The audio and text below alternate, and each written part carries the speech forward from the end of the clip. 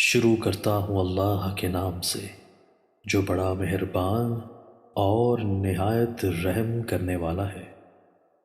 حضرت ابو سعید خدری رضی اللہ تعالیٰ عنہ سے روایت ہے کہ حضرت معاویہ رضی اللہ عنہ نے فرمایا، رسول اللہ صلی اللہ علیہ وآلہ وسلم اپنے صحابہ کے ایک حلقے پر تشریف لائے اور فرمایا، کیسے بیٹھے ہو؟ انہوں نے کہا کہ ہم بیٹھے اللہ تعالیٰ سے دعائیں کر رہے ہیں اور اس کی تعریف کر رہے ہیں کہ اس نے ہمیں اپنے دین کی طرف رہنمائی فرمائی اور آپ کو بھیج کر ہم پر احسان عظیم فرمایا۔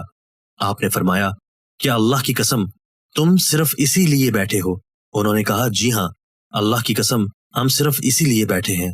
آپ نے فرمایا، میں نے تم سے کسی شک و الزام وغیرہ کی بنا پر قسم نہیں لی، بلکہ بات یہ ہے کہ جبرائیل علیہ السلام میرے پاس آئے اور مجھے بتایا کہ اللہ تعالیٰ تمہاری وجہ سے فرشتوں کے سامنے فخر فرما رہا ہے کہ یہ میری مخلوق ہے۔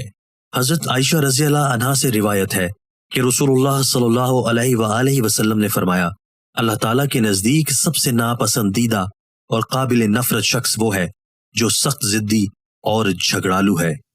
دوستو، اللہ تعالی ہمیں ان احادیث مبارکہ پر عمل کرنے اور اپنی زندگیوں کو سنوارنے کی توفیق عطا فرمائے۔